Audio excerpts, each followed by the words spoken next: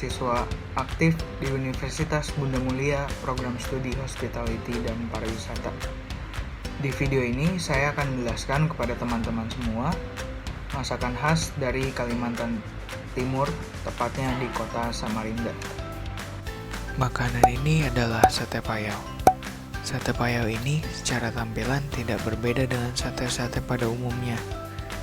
Tetapi, yang membedakan sate ini dengan sate-sate lain adalah sate ini berbahan dasar daging rusa. Seperti kebanyakan pengolahan sate, daging rusa pertama-tama kita potong kecil-kecil seperti dadu, lalu ditusuk pada sebilah bambu. Kemudian, daging itu dibakar di atas bara api hingga empuk. Sate ini merupakan makanan yang sangat langka di Kalimantan Timur, karena sate ini hanya ditemukan pada festival-festival dan upacara-upacara adat. Itu kenapa sate payau ini spesial di antara sate-sate lain. Dalam bahasa daerah setempat, payau berarti rusa. Sate rusa sangat langka, seiring sulitnya mencari rusa liar. Dan pemburuan pun dilarang, karena hewan ini merupakan hewan yang dilindungi.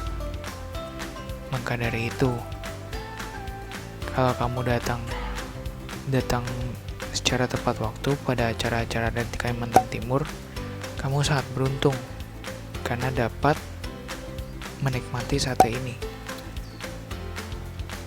Selanjutnya saya akan membicarakan tentang penyebaran rempah di Kalimantan. Indonesia merupakan negara yang memiliki rempah-rempah terbesar di dunia dan tersebar di berbagai provinsi di Indonesia. Salah satunya merupakan Kalimantan. Wilayah Kalimantan Timur dan Barat merupakan salah satu produsen lada atau merica terbesar di Indonesia setelah Lampung dan Bangka Belitung. Sebelum Perang Dunia Kedua, Indonesia merupakan pengekspor lada terbesar di dunia. Karena kekayaan Indonesia akan rempah, para penjajah pun datang untuk mengambil rempah-rempah yang ada di Indonesia. Selanjutnya, bahan-bahan untuk membuat sate payau.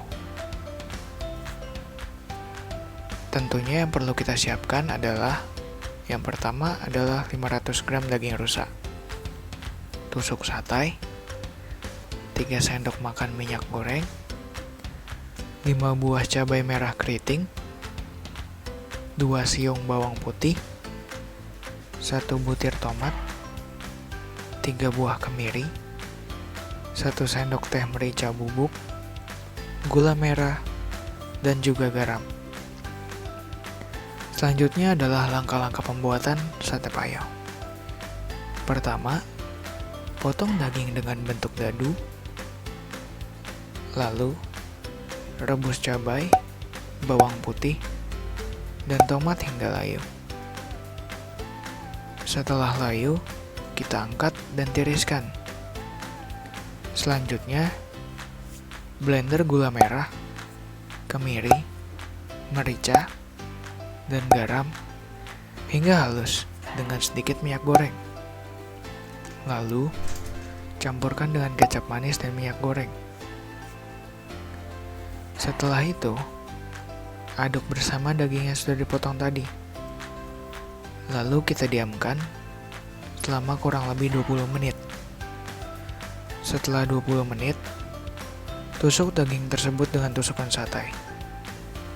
Setelah itu, bakarlah satai tersebut di atas bara api sambil sesekali kita olesi dengan kecap hingga daging matang dan empuk.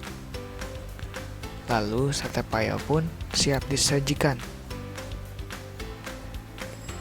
Selanjutnya saya akan membicarakan tentang karakteristik bumbu dan rempah. Yang pertama ada cabai. Cabai mempunyai rasa yang pedas dan biasa dipakai untuk menambah cita rasa makanan. Cabai juga mengandung vitamin C, sehingga dapat memenuhi kebutuhan harian setiap orang. Akan tetapi, cabai harus dikonsumsi secukupnya untuk menghindari nyeri lambung. Lalu ada bawang putih. Bawang putih biasa digunakan sebagai bumbu dasar pada makanan. Cara pengolahan bawang putih pun bermacam-macam, yaitu diiris, diparut, dan dilumatkan. Yang ketiga ada kemiri.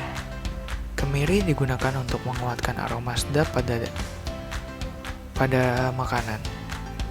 Kemiri juga dapat membantu bumbu menempel pada bahan utama sehingga makanan terasa lebih sedap.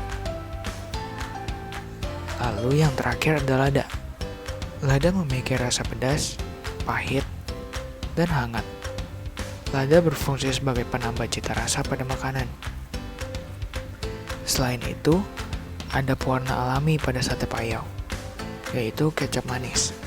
Selain memberi warna kecoklatan, kecap manis juga memberikan rasa manis pada makanan kita, sehingga menambah cita rasa pada makanan kita. Pesan-pesan saya untuk generasi muda di luar sana adalah sebagai generasi muda, kita harus bangga dan melestarikan budaya kita sendiri, salah satunya dengan makanan. Kita harus bangga dengan keanekaragaman kuliner yang ada di Indonesia. Soal rasa, makanan Indonesia lah ya tetap yang paling enak.